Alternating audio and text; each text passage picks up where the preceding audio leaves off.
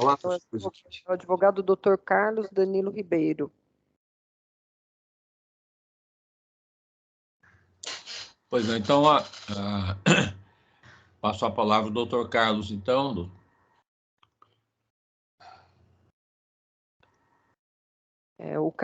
Só para anunciar o caso é o número MP 430739002058/22 ou 290001 0016-405/2022, dígito 60, da segunda turma, que o Dr. Ponte pediu para destacar por pleno, Promotoria de Justiça de Fernandópolis.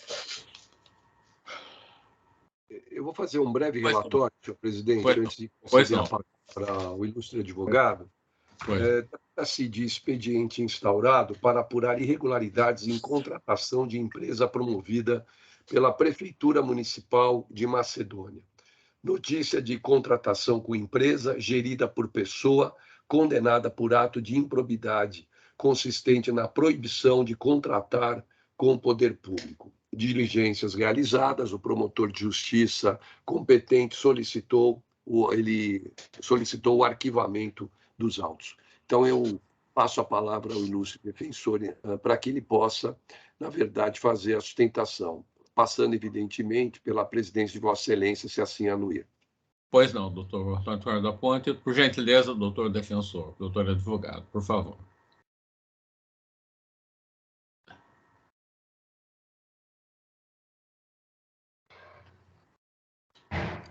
Está sem som, doutor.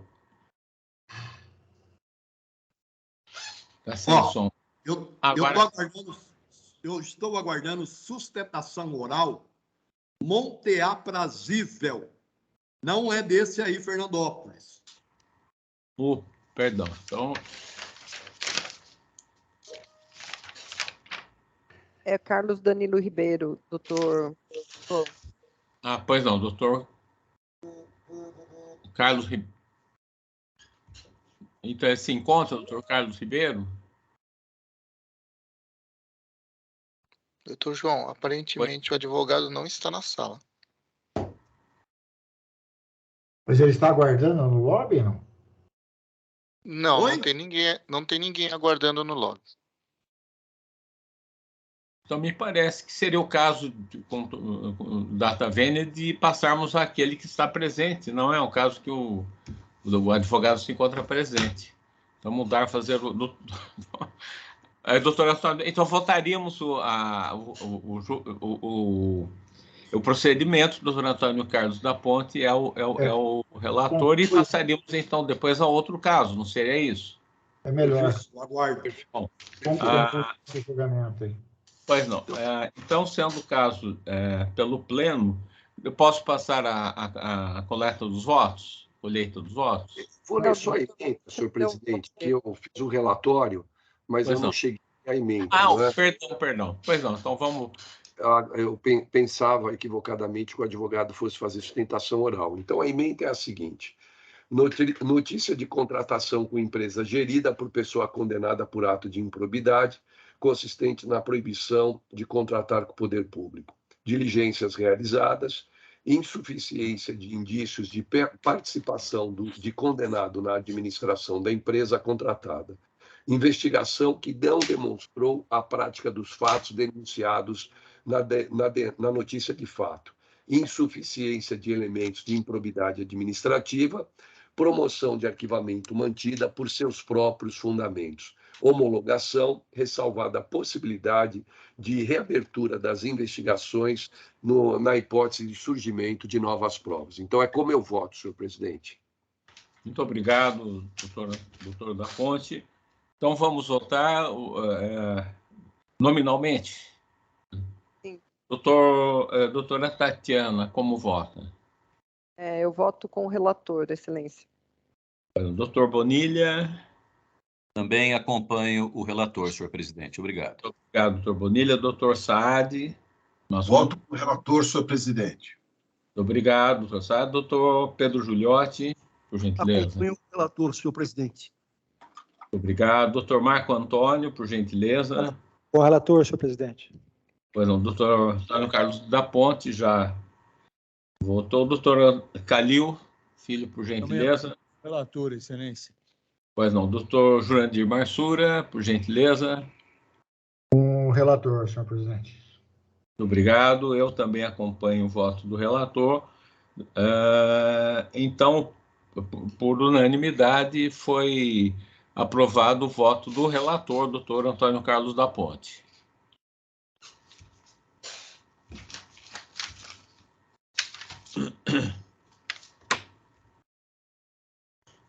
Agora, o próximo caso em que está presente advogado ou advogada, qual seria, doutora Tatiana? Doutor José Roberto de Carvalho, que está pelo caso 14.0346.0000.125/2021, dígito 3, ou 29.0001.0091.79.6.2021, dígito 51, da Promotoria de Monte Aprazível, e o relator é o doutor Pedro Giuliotti. Pois não. Doutor Giuliotti, então, por gentileza. Senhor presidente, obrigado aí pela palavra novamente. Saúdo o doutor defensor que comparece hoje ao Ministério. Trata-se de um inquérito civil instaurado para apurar eventual irregularidade no âmbito da Prefeitura Municipal de Monte Aprazível.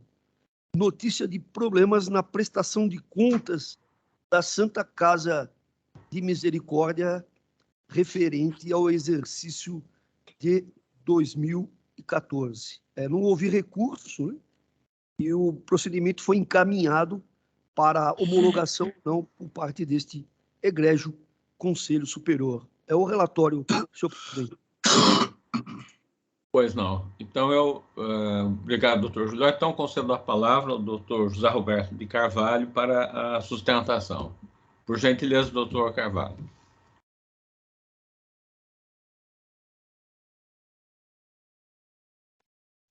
Doutor, liga o som.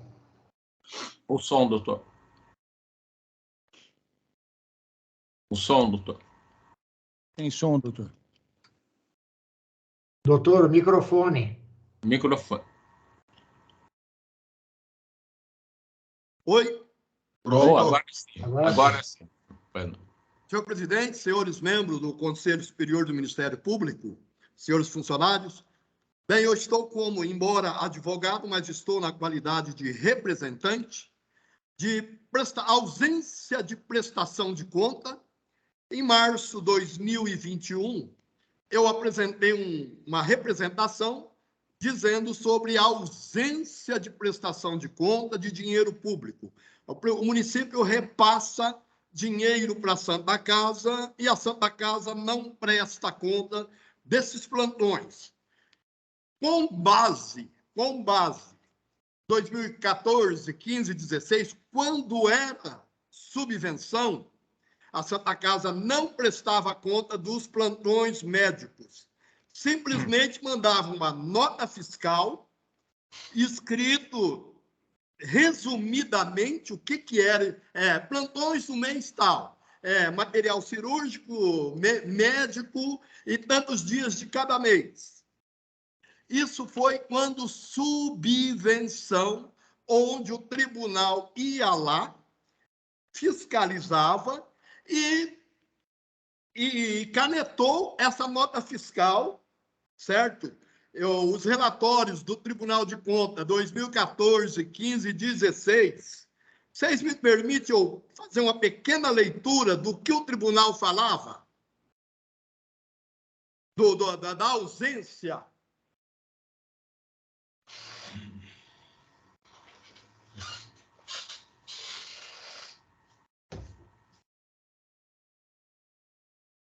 olha, a nota fiscal, os recibos emitidos pela própria entidade beneficiária são inadequados, para a prestação de contas, pois não são aptos a comprovar a fiel aplicação de recursos. A utilização dos repasses concedidos ao terceiro setor deve ser comprovadas por documentos que indiquem o efetivo destino dos recursos, ou seja, os reais desembolsos realizados pela entidade para a execução das atividades. Portanto, as despesas que foram pagas, discriminando-se uma a uma mediante documentos idôneos, notas fiscais, na forma das circunstâncias que se afloram, foi revelado um nítido arremedo de contratação administrativa, no qual a entidade beneficiária foi remunerada pela Prefeitura para prestar determinados atendimentos previamente ajustados, mediante contrapartida de recibos de pagamento. Ante o exposto, a documentação apresentada, a comprovação de despesa não pode ser aceita, respeitando assim comprometido o dever constitucional da prestação de conta nos moldes preconizados pela instrução do tribunal. O que eu estou querendo passar para vocês, que até 2016 o tribunal canetou, 2014 fez devolver dinheiro e rejeitou, 2015 aprovou com ressalvas, porém com determinação expressa, acordam já um trânsito em julgado para que a Santa Casa e município comece a prestar conta. 2016, no momento, está lá no Tribunal de Contas, em São Paulo.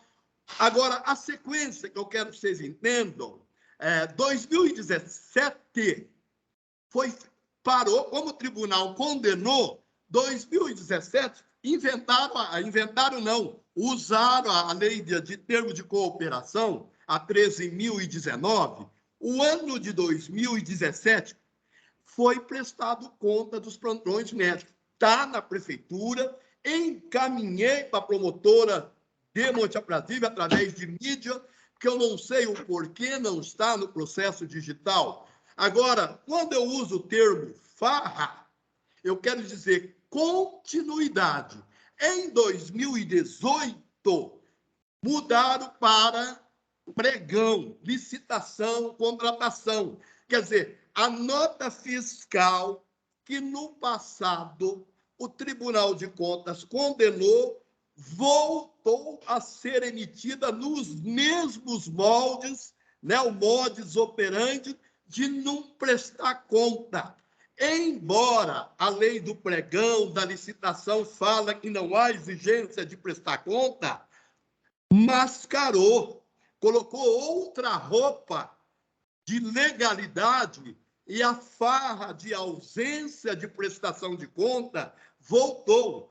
Me perdoe aqui a digníssima promotora da cidade, eu sou contador também, sou advogado, 40 anos de vida pública. Eu estou vendo que voltaram a fazer a mesma coisa como se legalizado estivesse, porque o pregão que foi feito ao final de 2017, já estamos no 5º termo aditivo e não se mudou nada, está sem prestação de conta. E prestação de conta, entendo que é um dever constitucional. Eles acham, porque é uma empresa privada, mas é uma entidade filantrópica, é uma entidade do terceiro setor que tem que prestar conta. Aqui nossa cidade é pequena e eu vejo porque são os bambambãs, um pouco de maçons no meio lá, acha que aquilo lá é uma seita,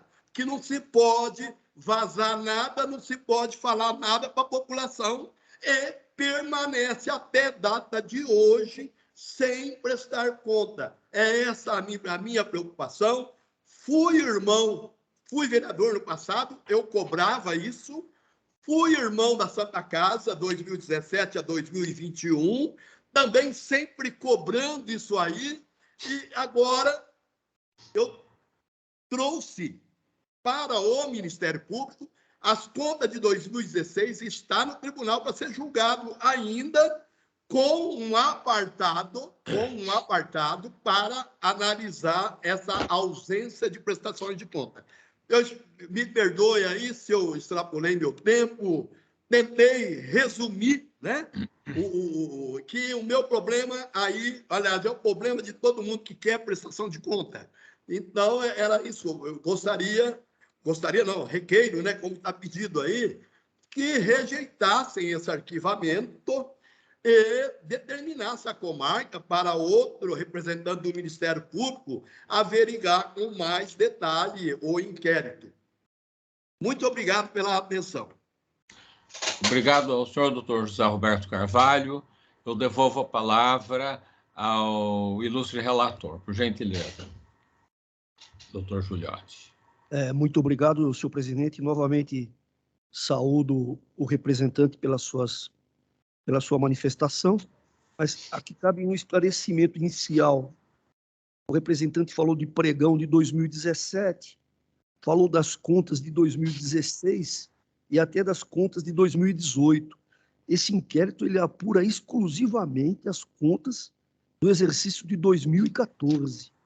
Nenhum desses fatos, nós não estamos arquivando os fatos alegados pelo representante, e sim as contas referentes ao exercício de 2014.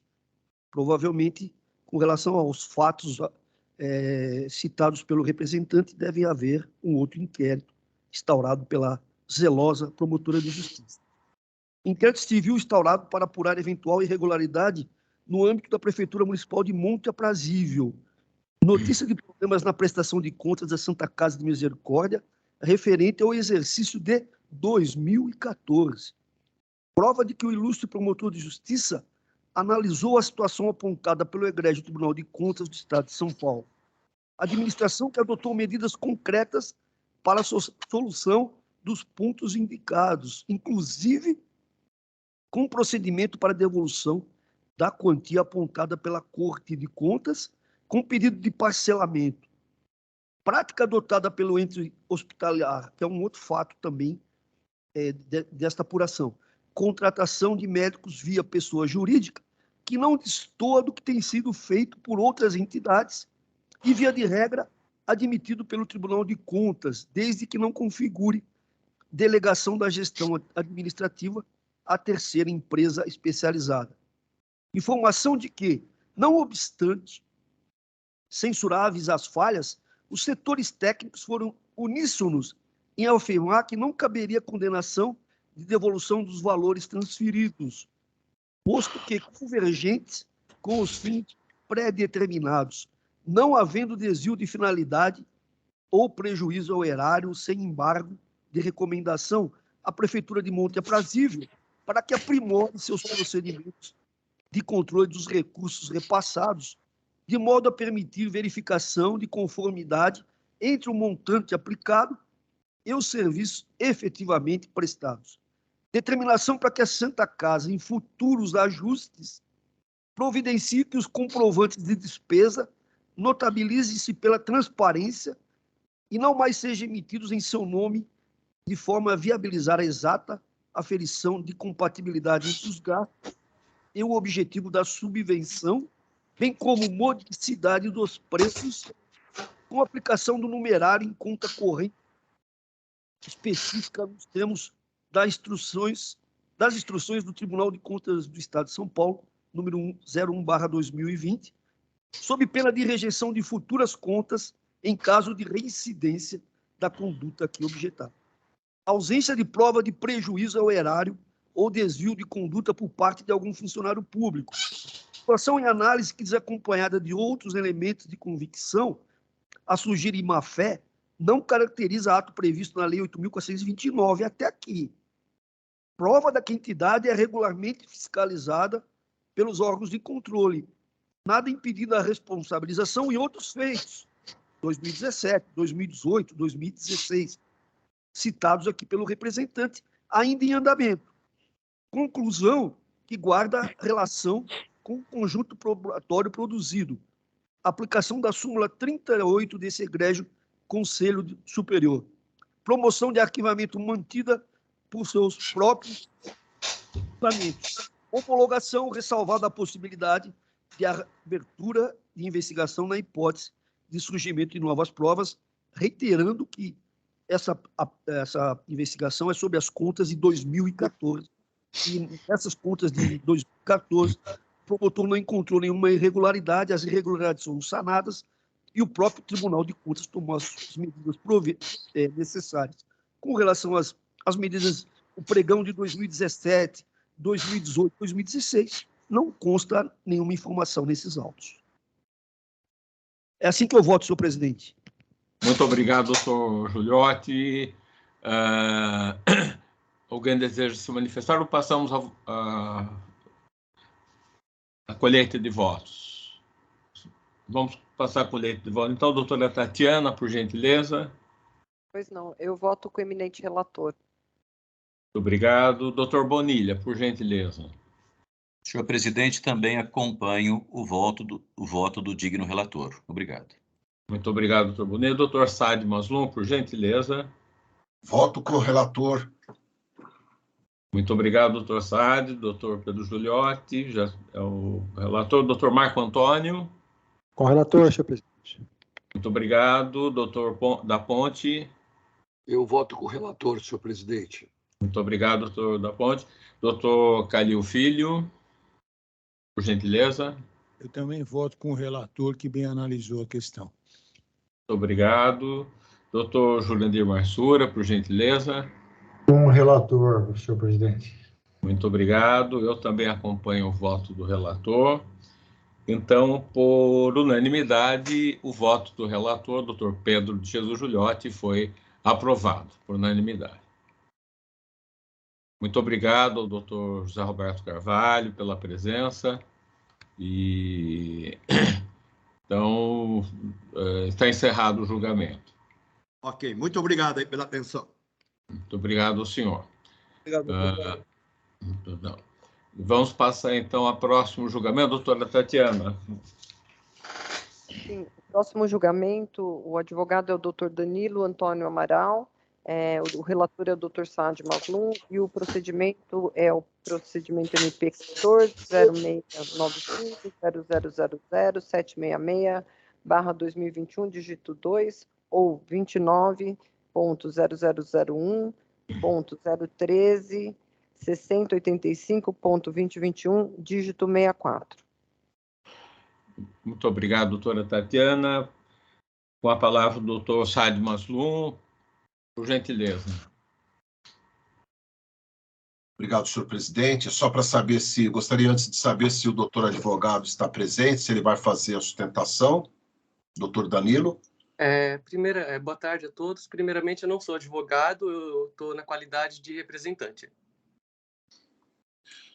Bom, eu vou fazer um pequeno relato, então, senhor presidente. Pois não. Ok.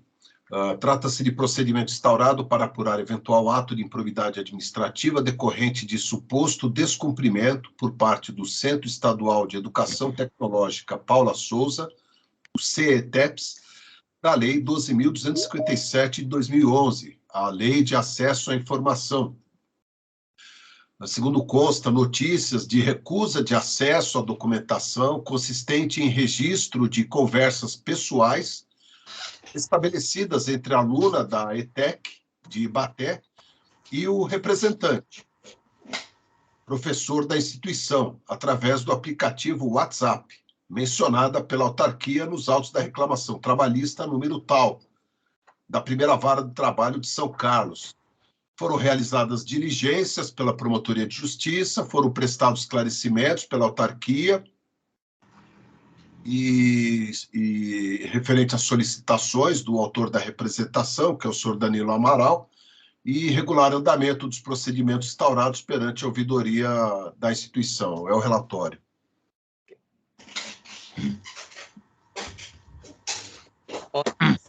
Muito obrigado, doutor Saad. Como procedemos agora, doutora Tatiana? Você dá a palavra ao senhor Danilo, né? Pode passar a palavra. Pois não. Posso? Pois não, senhor Danilo. Com licença. Eu fiz assim, os motivos que me levam a fazer essa sustentação oral para que prossiga o inquérito se devem pelos fatos elencados, os quais demonstram que o Centro Paula Souza tem se valido do total abuso de autoridade esculpido na Lei 13.869, em especial em seus artigos 32 e 33, principalmente pelo fato de que a autarquia, até nos dias de hoje, ela se nega a enviar na íntegra do processo disciplinar movido em meu desfavor, né, além de terem elaborado um parecer jurídico para justificar o total abuso de autoridade, afirmando que meus pedidos de acesso à informação são indevidos, estando meus pedidos de informação sendo negados por meio de um parecer jurídico confeccionado por eles próprios, o que é de todo sem sentido. Inclusive pelo fato de que o artigo 32 da Lei de Abuso de Autoridade, ela fala, deixa explícito que é crime negar ao interessado, seu defensor ou advogado acesso aos atos de investigação preliminar, de termo circunstanciado, inquérito ou qualquer outro procedimento investigatório de infração penal, civil ou administrativa, que é o caso. E até hoje, faz mais de 1 ano e meio que eu estou solicitando esse acesso e até hoje o Centro Paula Souza não providenciou nada.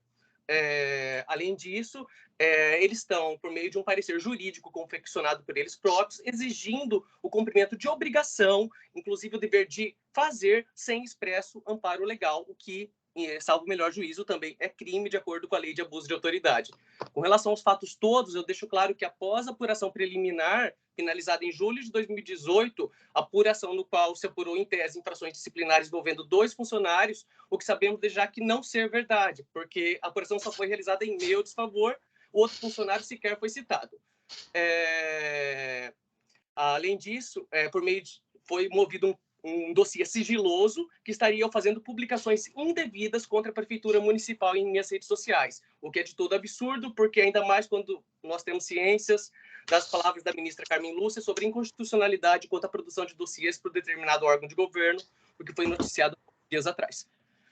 Independentemente de qualquer juízo, que inclusive está nas mãos da Justiça do Trabalho, não estou pedindo minha defesa nesse momento, o que eu quero é o acesso à informação que para minha defesa, que está sendo negado, inclusive está sendo negado o acesso à íntegra de um processo de disciplinar em meu desfavor. Já faz 1 ano e meio que eu estou solicitando isso e nada é providenciado.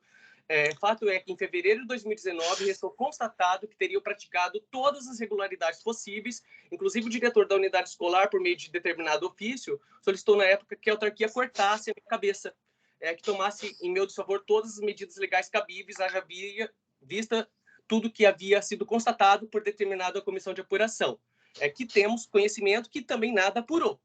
Haja visto os membros da comissão, ao que tudo indica, sequer sabiam do que estava acontecendo, tendo tudo ficado nas mãos do diretor da unidade escolar e sua subordinada, a senhora Shirley, cunhado do assessor jurídico da prefeitura, que ligou na escola, conforme atesta a documentação já enviada à promotoria local, em outro inquérito, para que o diretor desse um basta em mim, e assim ele procedeu, inclusive forjar um e-mail anônimo que partiu do gabinete do prefeito municipal, conforme apurado até o momento. Diante das conclusões das apurações, foi instaurado um processo de sindicância, como já citado, em fevereiro de 2019. Em outubro de 2019, vencendo a licença médica e já residindo eu aqui nos Estados Unidos, achei por bem solicitar minha dispensa. O que nos chama a atenção e necessário um olhar mais atento nesse momento, segue que após 3 meses do meu pedido de demissão, onde eu já não tinha qualquer vínculo com a autarquia, no dia 4 de janeiro de 2020, solicitei acesso aos relatórios que teriam sido produzidos por determinada comissão de apuração. Com relação ao que foi solicitado, eu afirmo, né, que o diretor da unidade falsificou as datas de forma retroativa e exatamente em documentos apenas datados no dia 3 de janeiro brotou uma nova comissão, onde nada mais existiria. Tudo que existia estaria a partir do dia 3 de janeiro de 2020, a partir de então tudo se tornara escondido e sepultado, inclusive com a conivência da senhora Laura Laganá, a qual assinou esses documentos falsos. Após 30 dias foi elaborado o relatório final, diga-se de passagem, só para inglês ver, né? Pois não há nada nesse relatório final, não há nada na portaria. Até hoje eu não sei do que eu fui acusado. O Centro Paula Souza ele se nega a me enviar a íntegra do procedimento disciplinar. Já faz 1 ano e meio, está na 3ª instância recursal, na Comissão Estadual de Acesso à Informação, e até hoje eu não tenho acesso, estando sendo impedido, assim, ao contraditório e ampla defesa, além deles estarem me acusando na Justiça do Trabalho, sem eu ter tido acesso a todo esse expediente. Feita essa digressão, o ponto principal para o prosseguimento do inquérito deve pelo fato de que o Centro Paula Souza se nega de forma categórica a providenciar as informações necessárias à tutela judicial de direitos fundamentais, onde tiram das mangas e com a devida vênia para não para não ser de outro lugar, tiram um parecer jurídico, diga-se de passagem, confeccionado por eles próprios, dizendo que abuso de direito de acesso à informação os meus questionamentos, o que é de tamanha vergonha, haja vista estão escondendo informações para que a verdade não seja conhecida pela justiça. Os fatos estranhos e o motivo se deve a quê? Até nos dias de hoje, eles se negam a informar qual foi a autoridade responsável por determinar a instauração de um processo disciplinar em meu desfavor. Até hoje eu não tenho esse conhecimento e já foi solicitado. Eles se negam a informar também qual deveria ter sido o rito a ser observado no processo disciplinar. Eles chegaram a externar que tal rito estaria detalhado no regimento dos funcionários do Centro Paulo Souza, o que é de todo mentira, porque a senhora Laura Laganá ela não editou os atos normativos para a regulamentação do regimento, como também restou comprovado por meio de consulta à revista da Procuradoria-Geral do Estado, a qual trata sobre os procedimentos disciplinares, em sua página 209, que o Centro Paulo Souza ele deveria ter observado a Lei 10.177 de 98, em especial seu artigo 63, o qual nos mostra detalhadamente os atos processuais que deveriam ter sido observados, em consonância com os termos do parecer PA 39 de 2013. E, por fim, eles se negam a enviar a cópia do espelho integral de tudo que foi realizado. Essas são algumas das irregularidades que a gente pode constatar nos dias de hoje, já estou acabando já, tá? E onde cumpre ressaltar que o diretor da unidade escolar, nesse inquérito civil, ele encaminhou ao Ministério Público relatórios constando de e-mails e solicitações de informações e afirmando que eu teria realizado 105 solicitações de informação. Acontece que houve um incremento desde esse período de 35, hoje totaliza 140, com um recurso em suas variadas instâncias, e restando comprovado o total abuso de autoridade, inclusive por parte da senhora superintendente, senhora Laura Laganá, que até nos dias de hoje se nega a fazer a apuração com o que de fato aconteceu. Nem mesmo as falsificações de documentos públicos, que são óbvias, têm sido objeto de real apuração, e ao que tudo indica, nem mesmo as autoridades policiais foram comunicadas pela autarquia, tendo por mim que essa senhora não foi apenas enganada, e ela está se deixando enganar, além de ter consciência de todas as irregularidades que estão ocorrendo. E, por fim, o diretor da unidade disse que não vai me enviar a cópia dos documentos que ele entregou ao Ministério Público referentes a mim. E disse que eu pedisse aos senhores. Eu estou pedindo agora. Ou seja, isso só demonstra que eles estão descumprindo descaradamente a lei de acesso à informação. Então, assim, o Centro Paulo Souza nada faz, então só me resta recorrer ao Ministério Público. Informe que tenho ciência que foi decidido, o que foi decidido em face do senhor Cerveró, conforme foi veiculado na mídia, no qual foi concedido a ele acesso às informações necessárias para sua defesa. Agora, por quais motivos o Centro Paulo Souza ele mente e nega minhas informações, até mesmo do rito processual que deve ser observado, o que deveria ter sido observado. Informo, por fim, que o Centro Paulo Souza exigiu que todo e qualquer questionamento meu deveria ser feito por meio do Serviço de Informação ao Cidadão, não podendo me atender por telefone. Qualquer questionamento meu deve ser protocolado. Inclusive, isso até justifica a quantidade de informações. Não menos importante, todos esses fatos que eu estou dizendo estão documentados, e deixo, por fim, informado que todas as solicitações de informação, elas vêm com o mesmo padrão de resposta, aquela forma evasiva. É de tamanha vergonha o que tem ocorrido no Centro Paulo Souza com relação à lei de acesso à informação, a qual é desrespeitada a todo momento, e imagino que urgindo a necessidade de que o Ministério Público apure o que de fato está ocorrendo no interior da autarquia. Eu tenho direito à verdade, toda pessoa tem direito à verdade. É o que eu tenho a externar. É isso. Obrigado, senhor Danilo. Doutor Ossari, por gentileza, devolvo a palavra a Vossa Excelência.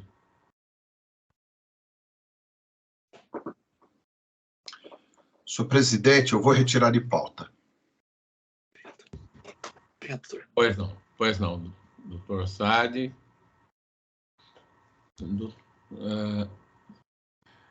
Então, retirado de pauta, nós agradecemos a presença do senhor Danilo. E passaríamos ao próximo julgamento, doutora Tatiana. Sim, o próximo julgamento da Promotoria de Justiça de Jaú. Doutora Tatiana, só um momento, só para, já que o senhor Danilo não é advogado, só para ele explicar o que está acontecendo, se me permite, eu gostaria de explicar para ele. Eu retirei de pauta, eu vou reanalisar de novo todo o seu caso. Obrigado. E numa próxima sessão, o senhor vai acompanhando, eu vou trazer meu voto, ok? Pode ser favorável ao que o senhor quer, pode ser que não. Tá bem? Estou retirando, Eu vou estudar de novo, eu ouvi com bastante atenção tudo que o senhor disse, vou reanalisar novamente, tá bem? Só peço licença ao senhor, eu já deixo externado que o que eu acabei de falar, eu encaminhei para o conselho para ser anexado ao expediente. Sim, o senhor fez por escrito e mandou para o... Ótimo, ótimo, tá bem. Fez muito bem. Obrigado. Ok, senhor Danilo. Obrigado. Muito obrigado. Tchau, tchau. Pois não. Obrigado, doutor João. Pois não, doutor Saad, mas doutora Tatiana, qual seria o próximo julgamento? É o de Jaú? O processo é o número 43.0315.0000085/2022, dígito 7, ou 29.0001.019.207.2022/66. A advogada é a doutora Michele de Oliveira Pereira Fernandes e o relator é o doutor Pedro de Jesus Giuliotti, Promotoria de Justiça de Jaú, tema Direitos Humanos e Saúde Pública. Pois não, doutora Tatiana, então eu concedo a palavra ao doutor Pedro de Jesus Giuliotti. Por gentileza, doutor Giuliotti. Obrigado, senhor presidente.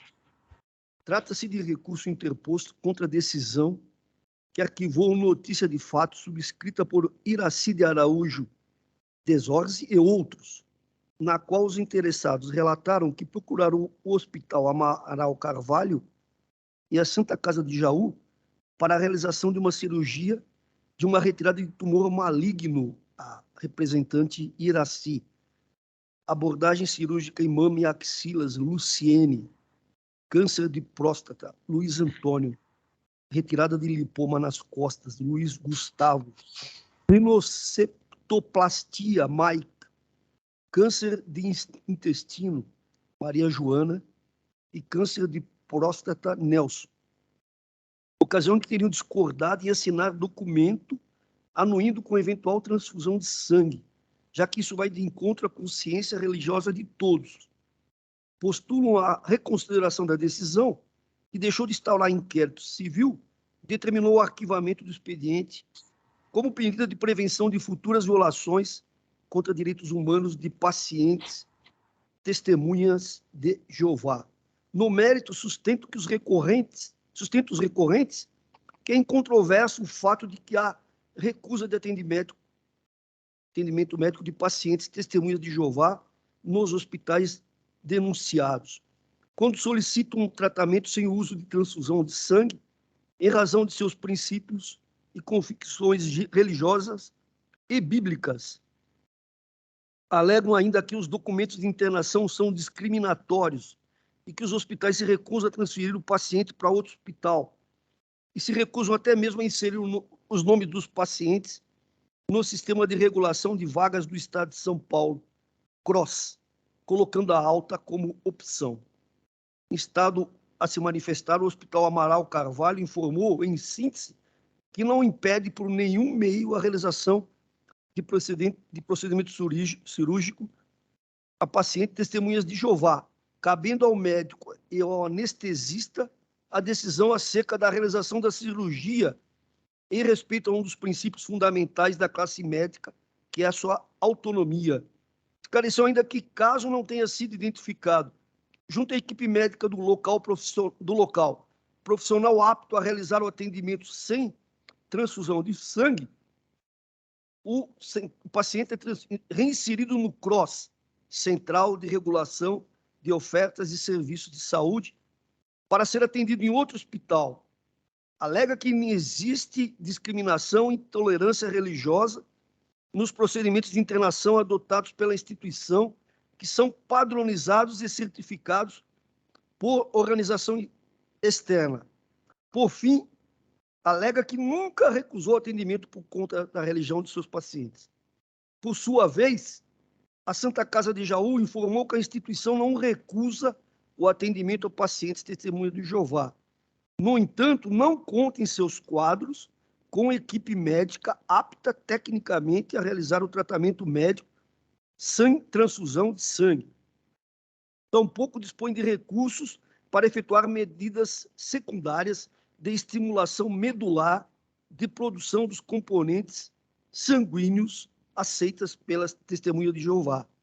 motivo pelo qual, nos casos em que o paciente aceita assinar o termo de consentimento e não havendo risco iminente de vida, cirurgias eletivas, ele é inserido no sistema de regulação de vagas, objetivando a sua transferência.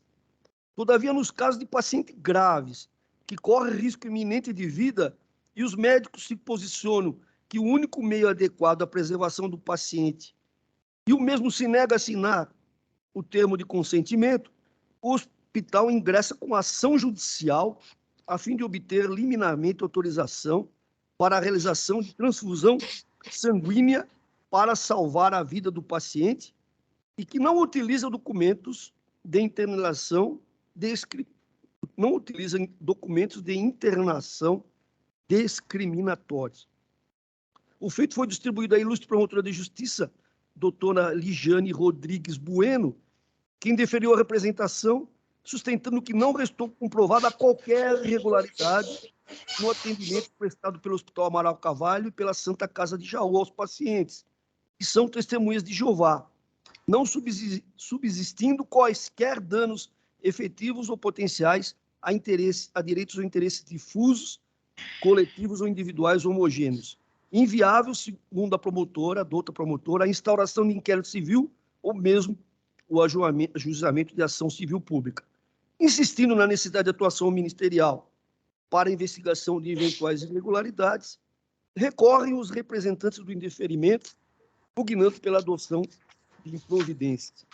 Sustentada a promoção de indeferimento, foram os autos remetidos a esse colegiado, é a síntese do necessário, senhor presidente. Muito obrigado, doutor Giuliotti. Passo a palavra à ilustre advogada, doutora Michele, por gentileza. Agradeço, boa noite a todos.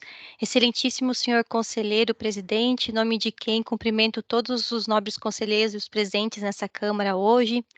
Excelentíssimo senhor conselheiro relator, a quem cumprimento pelo magnífico relatório que fez do caso, e não posso deixar de registrar aqui a honra que tenho de apresentar pela segunda vez sustentação oral sobre sua relatoria sobre o tema de recusa sistemática de pacientes testemunhas de Jeová no SUS. Desta vez, ao contrário da anterior que apresentei perante Vossa Excelência, tenho a honra aqui de representar uma coletividade. E destaque o nobre conselheiro relator ter citado alguns casos práticos, gostaria que Vossas Excelências tomassem atenção para mais 3 deles. Paciente Maria Joana da Silva, diagnosticada com câncer de intestino. Em sua consulta, ela se identificou como testemunha de Jeová e, assim que ela fez isso, ela recebeu a seguinte informação do médico que a atendeu. Ele não gosta de testemunhas de Jeová e, por isso, não daria prosseguimento ao seu tratamento. A paciente foi simplesmente dispensada para sua casa e tida como um caso perdido perante o Hospital Amaral Carvalho. Paciente Anésio Mor, diagnosticado com uma série de tumores na coluna, o que ocasionava fraturas constantes e muita dor. Simplesmente por afirmar que não aceitaria no seu tratamento sangue de terceiros, recebeu uma alta dose de analgésicos para que ele pudesse se movimentar do seu leito em que estava internado para uma cadeira de rodas e então fosse dispensado por meio de uma alta compulsória. Mesmo com muita dor, o paciente ele tentou procurar tratamento particular em outras instituições, mas infelizmente ele veio a falecer.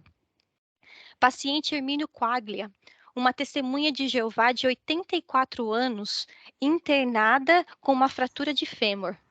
Esse paciente teve que pagar para ser respeitado.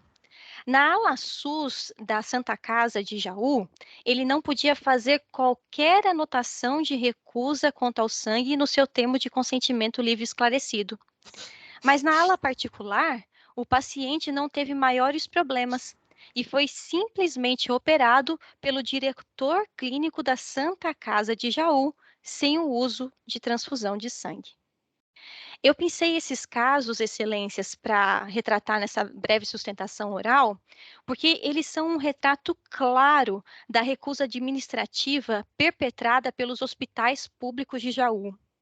E esses casos, eles representam todos os outros pacientes e familiares que fizeram a denúncia coletiva e que hoje apresentam diante de Vossas Excelências um verdadeiro apelo coletivo em formato de recurso. A grande resposta que se busca é: há espaço para o acolhimento do paciente testemunha de Jeová no Hospital Amaral Carvalho e na Santa Casa de Jaú? Gostaria que notassem, excelências, que a decisão de arquivamento, a qual respeito, ela não respondeu essa pergunta. E ela não fez isso por 3 motivos que vou pontuar. O primeiro deles é que a decisão de arquivamento entendeu que não houve provas suficientes que comprovaram a discriminação dos pacientes e que também os hospitais deixaram comprovado que o atendimento desses pacientes são regular, né? É feito de forma regular. Excelências, posso afirmar, a realidade é que até o dia de hoje, todos os pacientes testemunhas de Jeová da região continuam sendo recusados pelo Hospital Amaral Carvalho e pela Santa Casa de Jaú.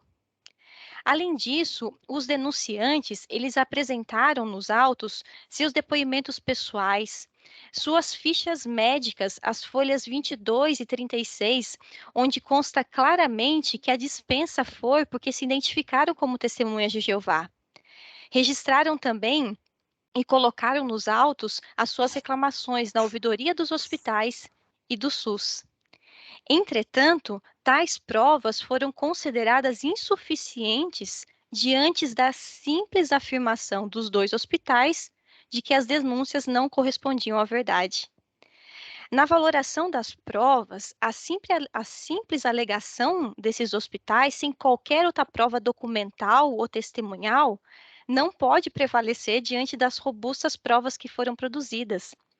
Essas vítimas, elas estão sendo duplamente punidas pela apatia da sociedade que persiste em invalidar os seus próprios depoimentos pessoais.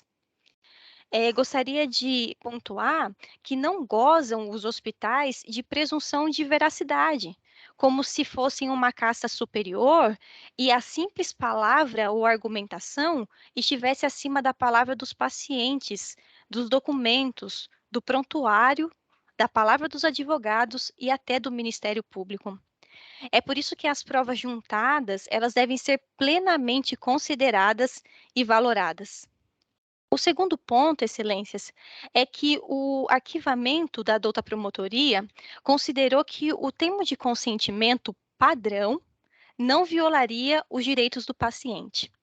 É de conhecimento do meio jurídico que o simples fato da identificação de um termo de consentimento como padrão, isso já indicaria a violação a que as resoluções e recomendações do Conselho Federal de Medicina mencionam sobre a elaboração de um termo de consentimento livre e esclarecido, bem como a mais recente jurisprudência do STJ.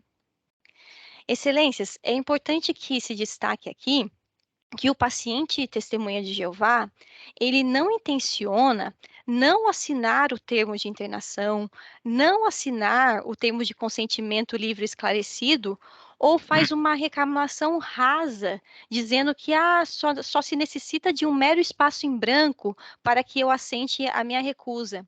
O problema não está nesses pontos. A cerne do problema está na forma como o documento, o termo de consentimento livre e esclarecido, ele é processado por esses hospitais. Segundo a recomendação 01 de 2016 do Conselho Federal de Medicina, o consentimento do paciente dado por escrito, ele envolve um procedimento. Primeiro, o médico assistente que está fazendo o atendimento, ele apresenta o diagnóstico, o prognóstico, as expectativas e as opções de tratamento que o paciente tem. Após isso, o paciente fica livre para tirar suas dúvidas com seus médicos e decidir de forma esclarecida quais tratamentos aceita e quais recusas. Ele, portanto, assina depois o termo de consentimento livre e esclarecido e assenta por escrito as suas recusas terapêuticas. É a partir daí que a equipe médica preparará um plano de atendimento personalizado. É nesse momento, excelências, que o paciente oncológico pode recusar cirurgia invasiva e receber tratamento quimioterápico conservador.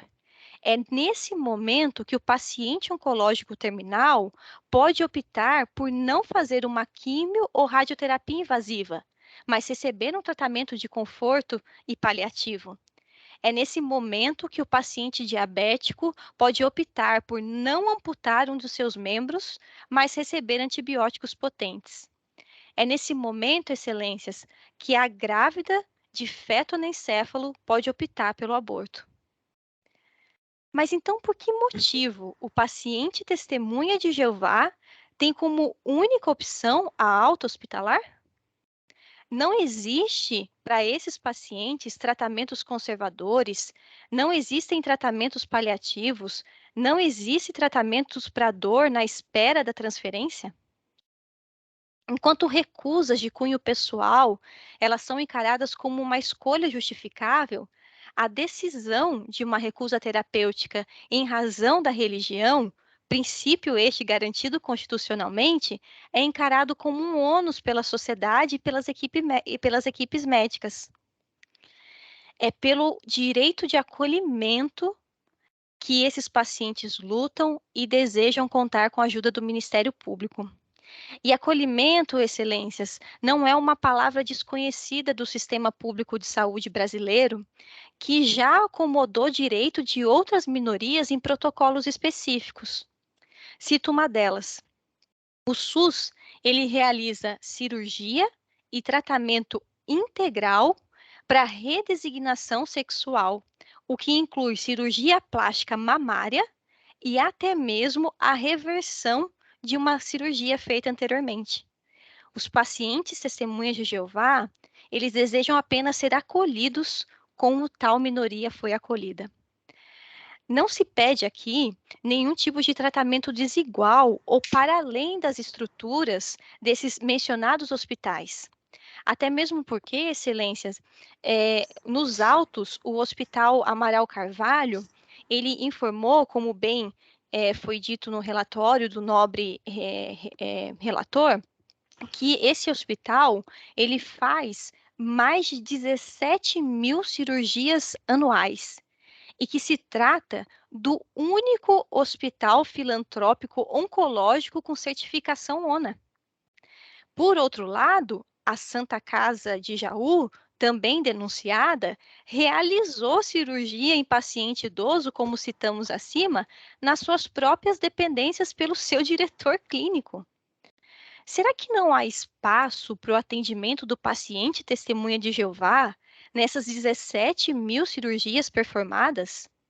Ou não poderia o diretor clínico utilizar a sua expertise no atendimento do paciente testemunha de Jeová no SUS? Veja, excelência, nós não estamos pedindo a condenação de nenhum hospital ou de nenhum médico. O que se espera é que o arquivamento prematuro da notícia-fato seja revertida e que o diálogo com os hospitais seja mediado pelo órgão ministerial. Sem a ajuda do Ministério Público, essa coletividade, os pacientes testemunhas de Jeová, que possuem um histórico de pobreza assistencial médica, não tem voz. Gostaria de citar para Vossas Excelências que em locais como Rio de Janeiro, Feira de Santana, Vitória da Conquista e Salvador, a atuação proativa do Ministério Público promoveu audiências públicas e criação de protocolos de atendimento para pacientes testemunhas de Jeová, como a exemplo daquele que foi acostado aos autos. A criação desses protocolos assegura o direito ao acesso à saúde do paciente e garante a segurança jurídica tão pleiteada pela classe médica. Por fim, o arquivamento ele entendeu também ser temerário o prosseguimento diante do tema pendente de decisão do STF.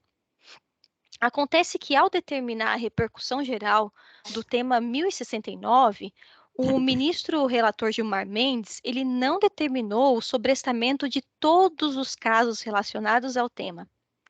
E ainda que ele fizesse isso, a decisão expressa do ministro-presidente Fux quanto à impossibilidade de paralisação de investigações no âmbito do Ministério Público. O direito aqui discutido é altamente perecível, especialmente porque estamos falando de pacientes com câncer. Estamos tratando do Hospital Amaral Carvalho, que é referência no tratamento de pacientes oncológicos. Cada dia vale uma vida, ou o direito de vivê-la dignamente e não lutando para ser internado. Os Hermínios, Marias e Anésios, que utilizei como exemplo para os demais que estão nessa representação coletiva, eles apresentaram a sua história pessoal, abriram os seus documentos íntimos de saúde, e eles fizeram isso porque eles não queriam viver em um país que não aceita a prática livre de sua religião e não aceita que se permita que eles escolham o tratamento médico que desejam. A sociedade deve uma resposta a todos esses pacientes que foram e continuam sendo recusados nos hospitais de Jaú. A manutenção do arquivamento, excelências, apenas enrijece o sistema já fechado desses hospitais. Eles se encontram numa zona de conforto para poder dispensar todo e qualquer paciente testemunha de Jeová sem justificativa. E caso a manutenção do arquivamento seja mantida, esses hospitais encontrarão na decisão do Ministério Público uma chancela para suas ações. Eu iniciei a minha fala falando de relatos tristes de pacientes dispensados sem atendimento, e a única solução para isso é que o Ministério Público atue proativamente. E esperamos que essa mudança, essa resposta, venha por meio do prosseguimento das investigações e do diálogo entre as partes. Por isso, pleiteio aqui a reforma do arquivamento. Muito obrigada pela atenção. Obrigado, doutora Michele. Devolvo a palavra ao doutor Sades Maslum, por gentileza. Doutor Pedro Giuliotti. Doutor João, eu ouvi atentamente a manifestação da doutora, e enquanto ela falava, eu decidi pedir vista. O doutor Giuliotti concordou antes de o voto dele, então eu vou pedir vista sobre o caso. Certo? Obrigada. Obrigada, doutora Michele. Tá, doutora Michele, obrigado pela presença. Eu agradeço muito a atenção de todos. Uma boa tarde. Boa tarde, obrigado.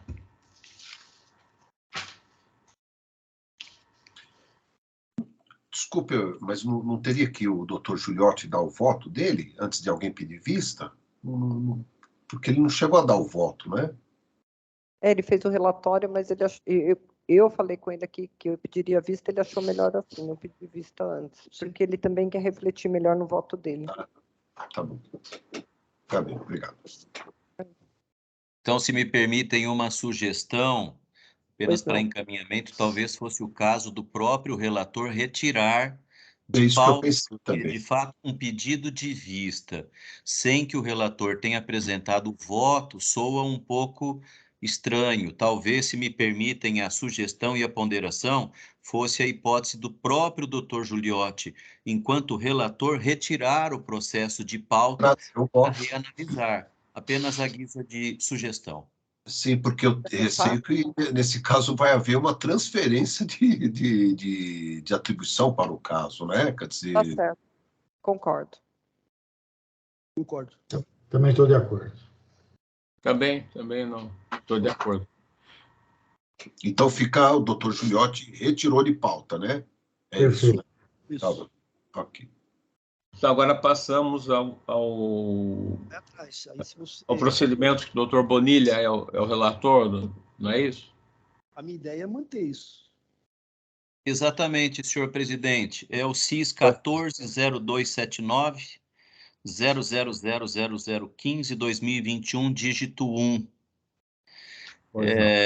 É um inquérito civil que já foi parcialmente arquivado em face de algumas empresas, tramitou em face da última empresa investigada e veio um laudo do CAEX afastando qualquer irregularidade, o que motivou o arquivamento. Eu vou, portanto, proceder a uma rápida leitura do meu voto, mas, singelamente, esse é o caso, esse é o panorama.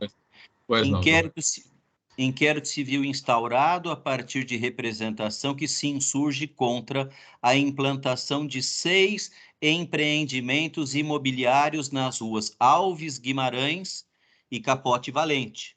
São eles o Nurban, o Venitas, Yoko Lection, Tinae, Cirela House by U e Vila Ana. Notadamente quanto ao gabarito máximo e a geração de tráfego.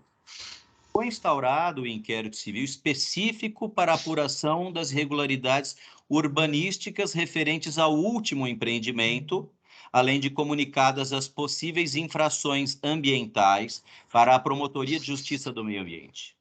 Quanto aos demais empreendimentos, as informações apresentadas pela municipalidade não corroboraram as alegações de violação do eventual gabarito máximo, bem como atestaram que não se caracterizavam como polos geradores de tráfego. E aí, a numeração de documentos e das folhas dos autos.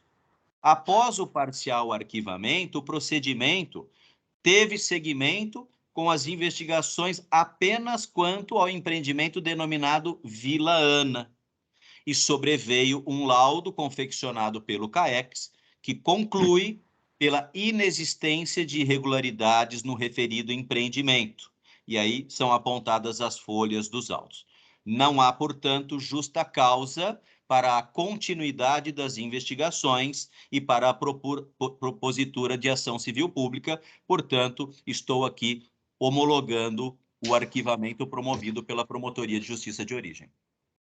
Muito obrigado, doutor Bonilha. Passaremos, então, a votação. Alguém quer se manifestar ou apenas a votação? Doutora Tatiana, por gentileza. Eu voto relator, excelência. Pois não, doutor Bonilha é o relator. Doutor Saad, por gentileza. Doutores, esse é de turma, tá? Perdão. Mas ele deslocou para o pleno, né, doutor Bonilha? Deslocou para o pleno. Esse não, doutora, sim. Porque esse era só assistência. Era assistência. Esse não tem sustentação oral. Mas nada impede que o relator desloque para o pleno. Se o doutor Bonilha deslocar para o pleno, votamos todos. Sim. Eu gostaria de ouvir a opinião de todo o pleno deste colegiado. Pois não, doutor Bonilha. Então, doutora Tatiana já se manifestou. Doutor Saad. Voto com o doutor Bonilha também. Obrigado. Doutor Giuliotti. Acompanho o voto do doutor Bonilha. Muito obrigado. Doutor Marco Antônio. Doutor Bonilha, senhor presidente. Muito obrigado. Doutor Antônio Carlos da Ponte. Eu acompanho o excelente voto do doutor Bonilha. Muito obrigado. Doutor Antônio Calil Filho. Também acompanho o bem elaborado o voto do relator. Muito obrigado. Doutor Jurandir Mansura. Eu voto com o relator, excelência. Muito obrigado. Eu também acompanho o excelente voto do relator. E então, por unanimidade, foi aprovado o voto do eminente relator, doutor José Carlos Mascari Bonilha. Então, com isso, eu indago se há mais algum destaque. Doutora Tatiana, mais alguma... Sim, há um destaque que o doutor Giuliotti pediu. Pois não. O senhor tem o número, doutor Giuliotti, que agora... É o 430699 0000-355/2021, dígito 4, da Procuradoria-Geral de Justiça. Senhor presidente, todos já receberam o voto, eu vou me limitar a ler a ementa. Como é um fato que envolve o Ministério Público, eu resolvi destacar. Procedimento atuado para apurar eventual irregularidades no âmbito do Ministério Público de São Paulo.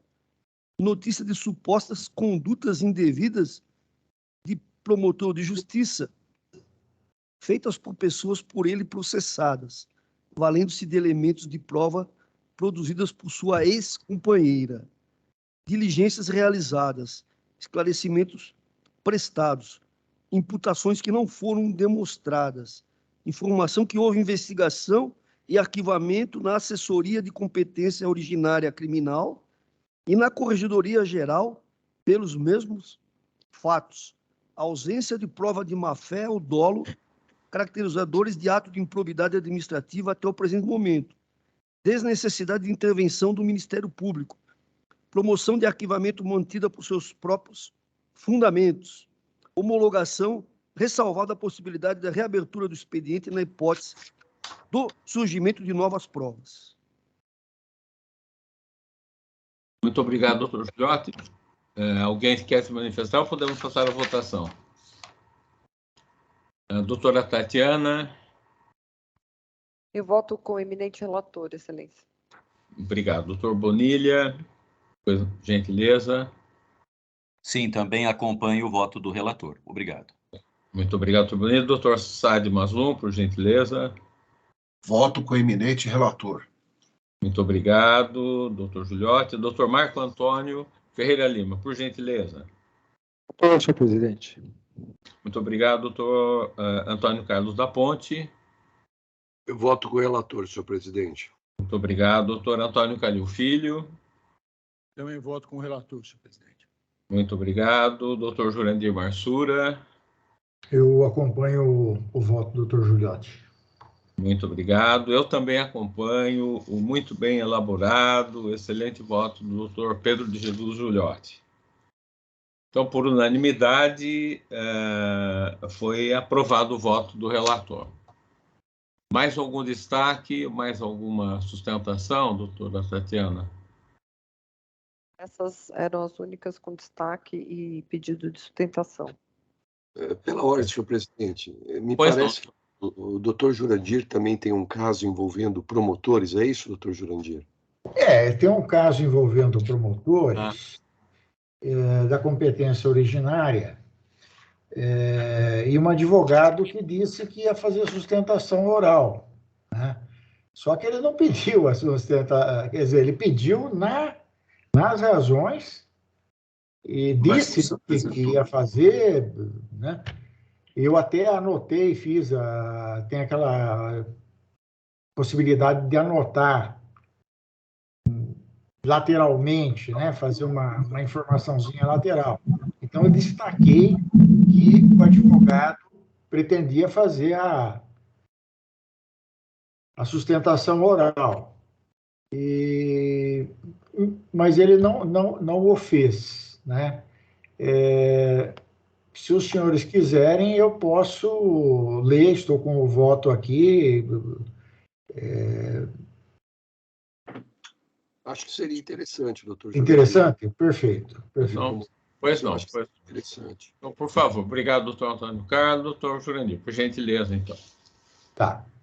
Bom, o SEI 29.000 ao contrário, 015.8985.2021-42, competência originária, recurso contra arquivamento de representação.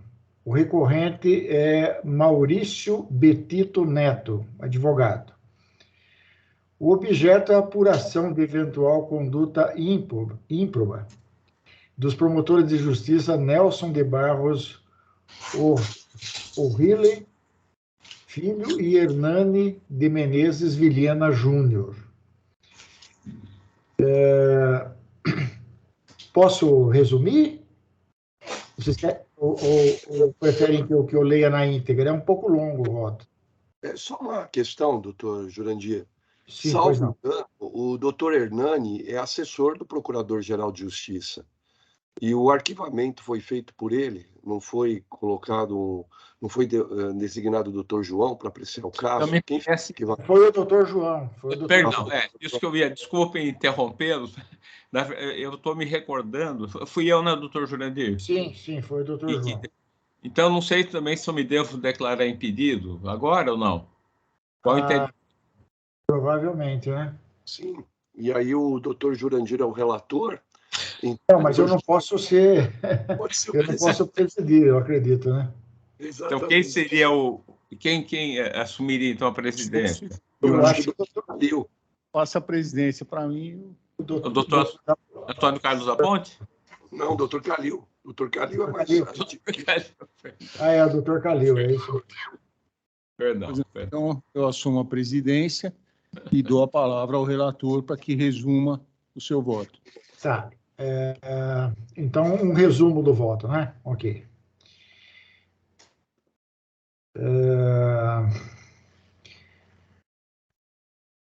Bom, na representação, deixa eu ver aqui como é que eu fiz a representação.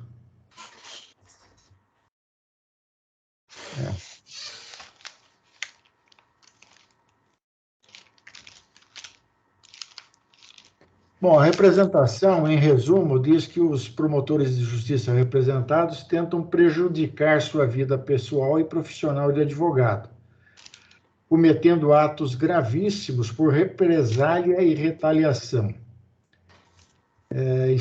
como instalação de inquéritos policiais, ações judiciais e procedimentos perante a Comissão de Ética e Disciplina da OAB.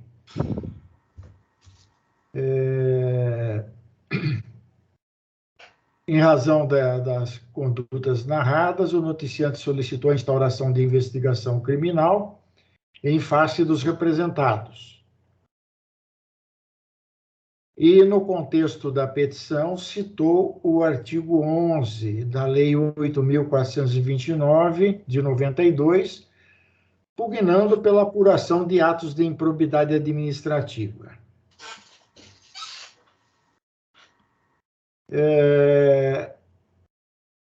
O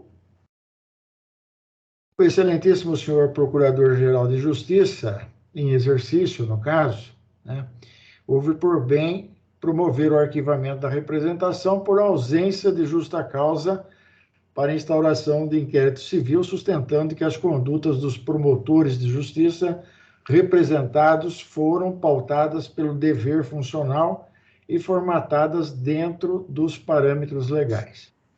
Inconformado com a decisão de arquivamento, o representante interpôs o presente recurso, alegando em síntese que o representado Nelson, em início de carreira ministerial, acabou sendo enviado à comarca de Pirassununga, cidade próxima a São João da Boa Vista, e segundo depoimentos idôneos, que ele não diz de quem são, né, de diversas pessoas daquela localidade, ou então Nelson promotor, eu estou, tudo entre aspas isso, viu, que eu estou narrando. Promotor, em pouco tempo, já havia adquirido muitos inimigos naquela comarca, sempre por atuar de forma truculenta, além de praticar muitos outros atos abusivos.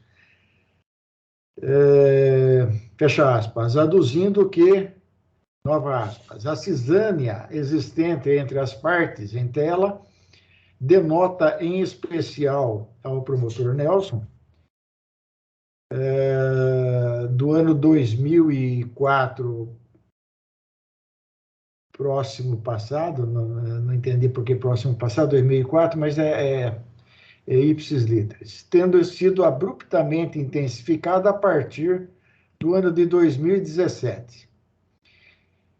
Especificamente no mês de dezembro do referido ano, quando então este recorrente foi até a sede do fórum local verificar despacho nos autos do inquérito policial, onde figurava como vítima de ameaça, onde ele, advogado, figurava como vítima de ameaça.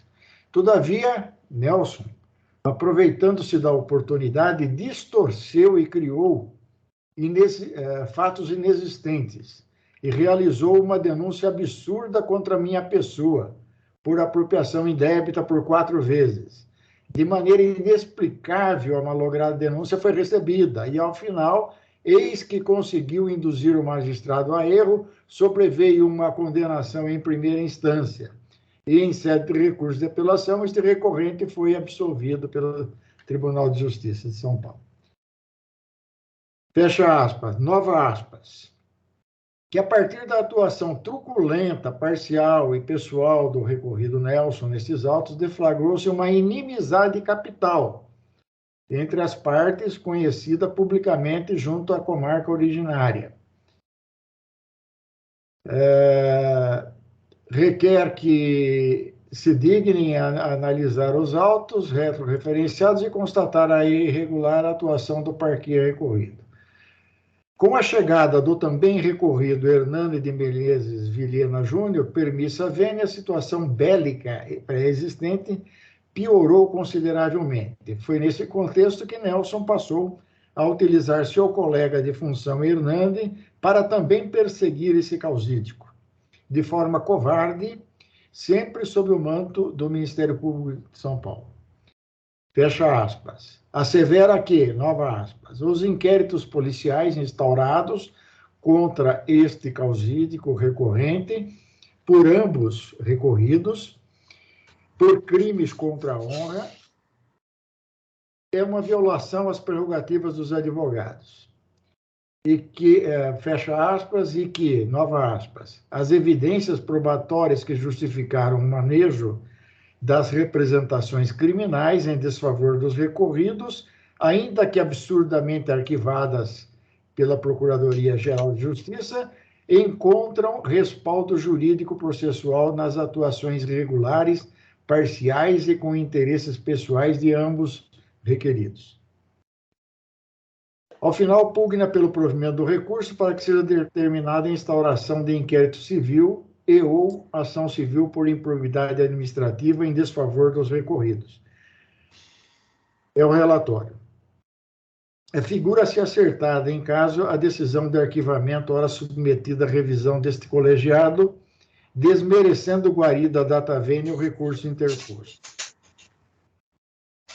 E proêmio, anoto que a matéria ventilada nas razões recursais à guisa de preliminar se confunde com o mérito e com este será apreciada. No mérito, deflui dos autos que a Igreja Procuradoria-Geral de Justiça bem analisou os procedimentos aos quais se refere o representante, ora recorrente, chegando à conclusão de que as manifestações e decisões tomadas no exercício da função de órgão de execução do Ministério Público em cada expediente específico, foram lastreadas nos elementos de prova coligidos, configurando condutas lícitas, praticadas em razão das diversas atitudes do noticiante, ora recorrente, em detrimento dos promotores de justiça representados, pelo fato de terem contrariado os seus interesses.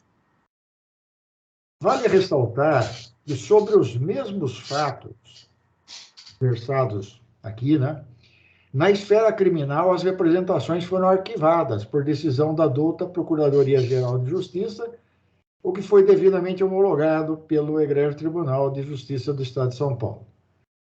Como bem pontuado na decisão recorrida, as decisões já tomadas em procedimentos criminais, cuja instauração foi promovida pelo advogado noticiante, muito bem sintetizadas na peça de arquivamento reproduzida, revelam a ausência de provas apontando que, a despeito do dever profissional, os representados estivessem agindo com a intenção de prejudicar, para a satisfação de seus interesses ou de terceiros, a vida pessoal e profissional de Maurício Betito Neto.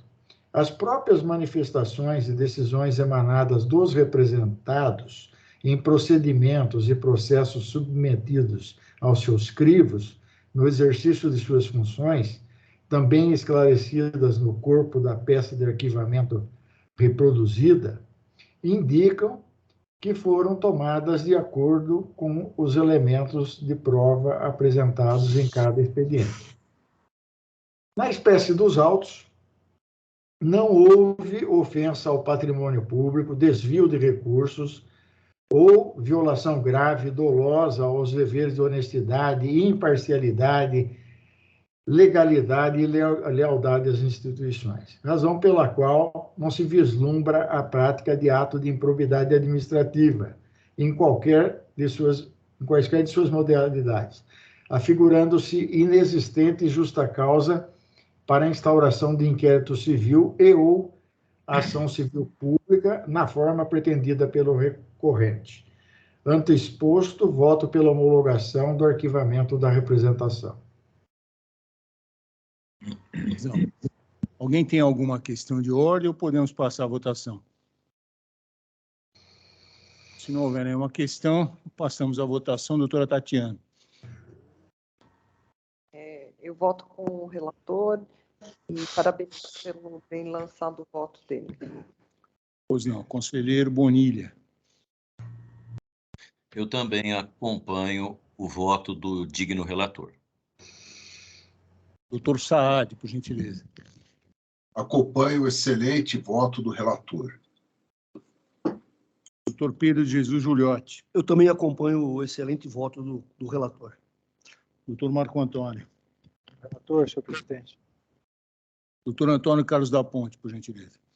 Senhor presidente, eu acompanho o excelente voto do relator e quero registrar aqui que, na verdade, essa representação ela se dá em virtude do modo absolutamente independente e profissional que vem sendo desenvolvido no trabalho do Dr. Nelson Aureli, promotor de São João da Boa Vista, que está sofrendo uma represália em função da sua atuação independente. Então, quero registrar isso, porque me parece importante. E cumprimentar o relator pela sensibilidade e pela percepção em relação a esse tema, que eu solicitei que fosse julgado pelo Pleno, tendo em vista que envolve um promotor honrado, um homem digno, assim como um outro colega que merece toda a nossa consideração, todo o nosso respeito, que é o doutor Hernani de Menezes Vilhena Júnior. Então, é como eu voto, senhor presidente. Muito obrigado. Eu também voto de acordo com o excelente voto do relator. Então, o resultado, por unanimidade, foi improvido o recurso e eu devolvo a presidência ao doutor Jonadir Marçul. Não. Perdão, ao doutor João. Ao doutor João. Imagina, tudo bem. Muito obrigado. Agora eu indago se há mais algum destaque, mais alguma manifestação. Do doutor Saad. Pois não. O primeiro é 14.0343-0000-688, 2022, dígito 9. Pois não, doutor Saad, por gentileza. Pois bem, obrigado, senhor presidente. Eu achei interessante trazer esse caso a plenário, porque ele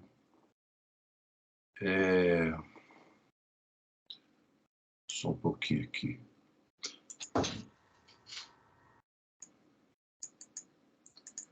É o 688, não é? 688. Exatamente. É um caso envolvendo a prefeita, aliás, a presidente da Câmara Municipal de Mogi-mirim. Ela recorre contra a instauração, batendo-se contra a instauração de inquérito civil, e ela argui duas preliminares. A primeira delas diz respeito à incompetência da Promotoria do Patrimônio Público, pois cuida-se de matéria relativa ao meio ambiente. A segunda diz respeito a, e aqui é o caso, a indevida requisição da Promotoria de Justiça, por onde tramita o inquérito questionado, que não possui poderes para requisitar a imediata interrupção das obras com a consequente lacração. Essas obras dizem respeito ao prédio mesmo, onde está lá da Câmara Municipal, que, segundo consta, é patrimônio público, foi tombado pelo município. Então, a presidente, ao autorizar realizar obras nessa Câmara, teria, segundo o inquérito civil, possivelmente incorrido em ato de improbidade, por violação a princípios da administração pública, e também teria causado prejuízo ao erário, porque determinou a realização de despesas sem obedecer os trâmites legais, sem a necessária autorização. Mas o que chamou a atenção aqui foi uma das preliminares, que é justamente aquela, eu dei parcial provimento ao recurso para anular uma dessas requisições feitas. O promotor de justiça, ele me parece aqui, aliás, me parece não, com certeza, ele equivocou-se ao requisitar ou seja, ele determinou a imediata interrupção das obras com a consequente lacração. Essa é a expressão que ele utiliza, ou seja, interrupção das obras.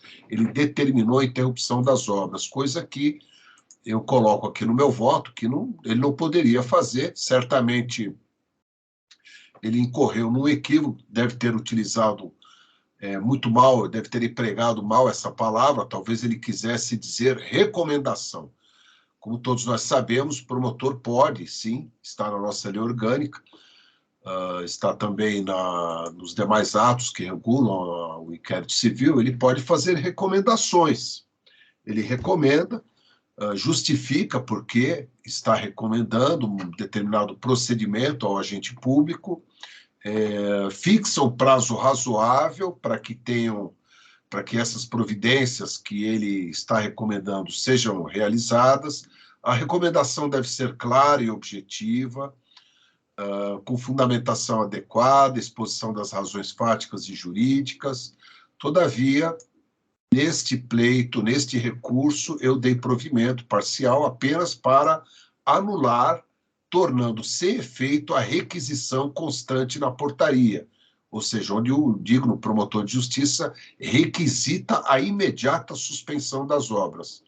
Eu fundamento aqui no voto, porque que não cabe a ele requisitar ou determinar a interrupção das obras, quando muito ele poderia, como dito, recomendar.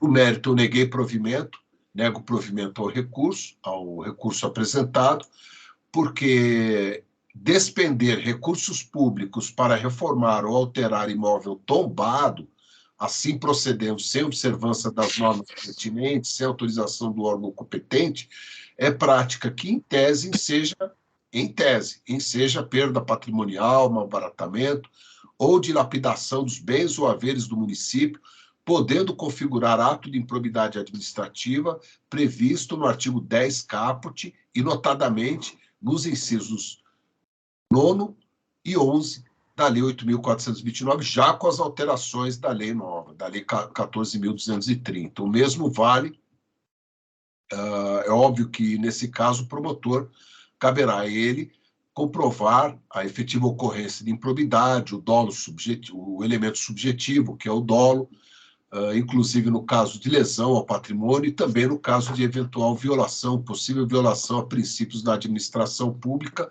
dependendo de quando foi iniciada essa obra, essa autorização. Não ficou claro no procedimento se foi antes ou depois da Lei 14.230.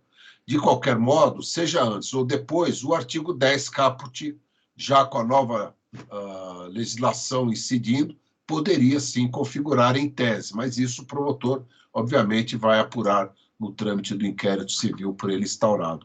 Nesse caso, então, eu acolhi uma das preliminares suscitadas pelo recorrente, anulo, tornando-se efeito a requisição constante no item 2.1 da portaria, onde ele determina a paralisação das obras, não cabe ao promotor ou ao Ministério Público determinar a paralisação de obras, que instaurou o inquérito civil, e no mérito eu nego provimento ao recurso.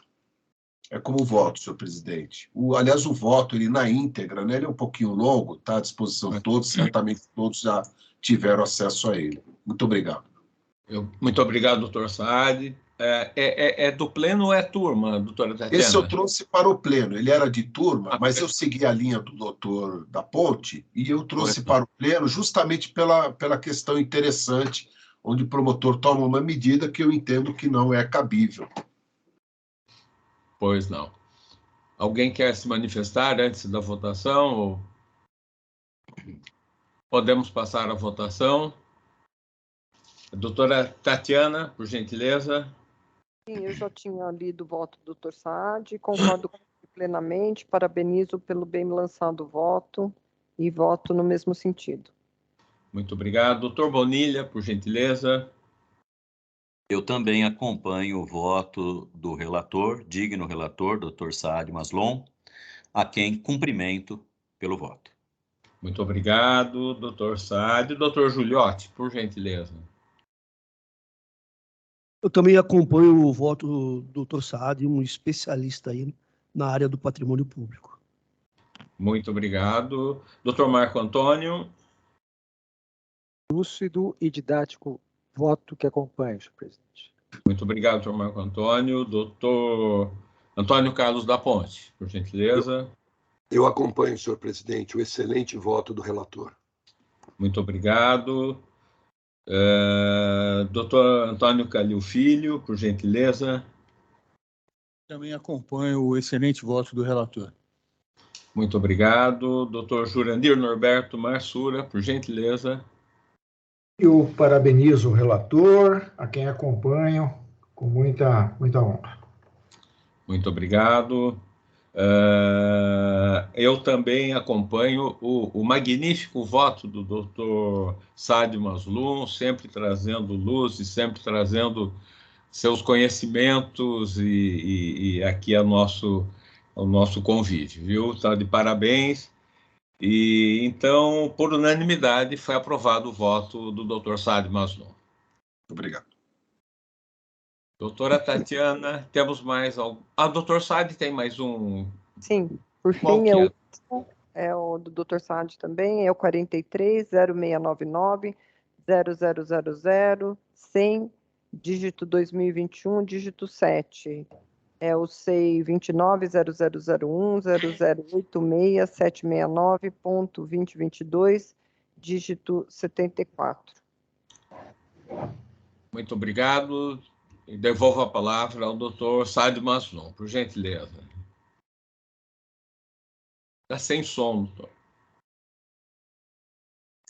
Muito obrigado, senhor presidente. Também destaquei esse caso e trouxe a plenário também pela relevância. É um caso que envolve João Agripino da Costa Dória Júnior, então governador do estado de São Paulo, representante Frederico Brown Dávila, deputado estadual, tendo por objeto a alegação de excesso de prazo para encaminhamento de informações à Assembleia Legislativa relativas às contratações do governo do estado de São Paulo com o Departamento de Estradas de Rodagem.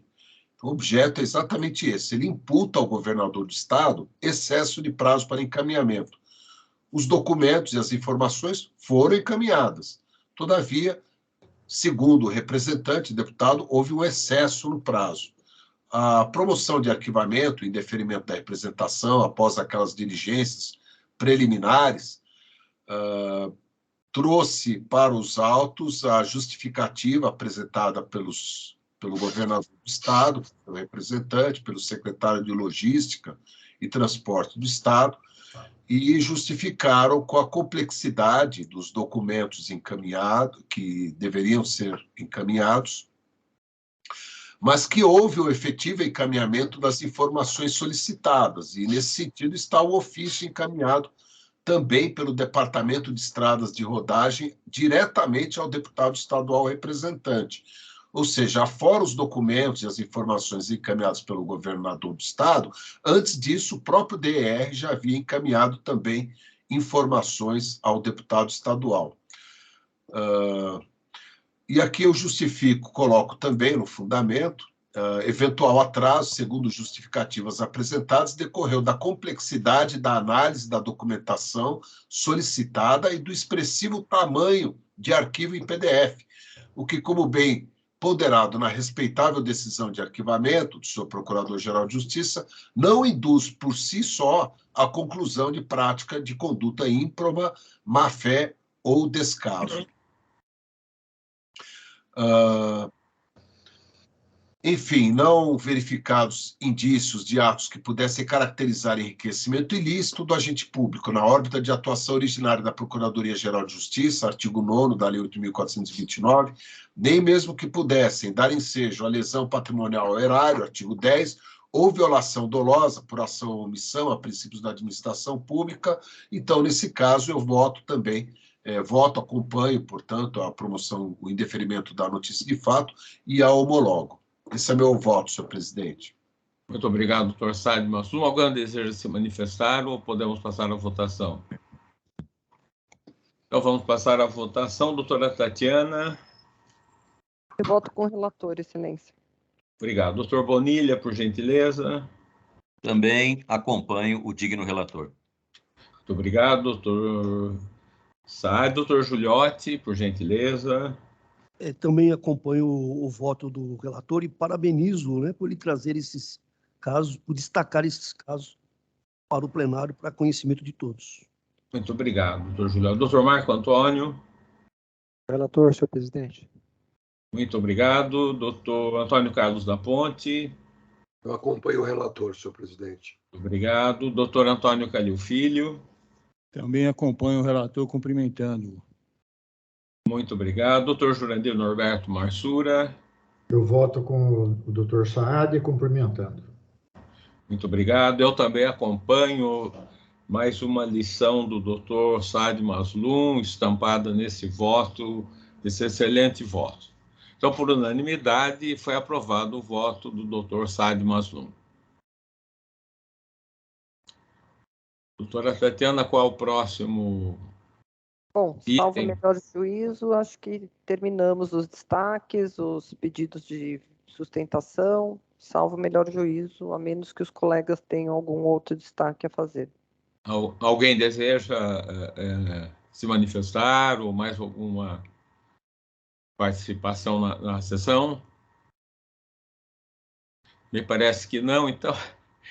Eu teria que falar dos casos, doutor João, já votar. Os casos de turma que estão à disposição. Ah, sim. Então, todos os casos foram devidamente analisados e aprovados por todos os conselheiros e estão à disposição de todos no sistema do conselho. Agradeço a presença de todos, desejando uma semana excelente, com muita saúde e agradeço a todos. Muito obrigado. Até a próxima reunião. A doutora Tatiana, a próxima reunião, dia 7. Não. Próxima terça-feira, agora me foge, deixa eu ver aqui. Dia 7. Tá. Muito obrigado.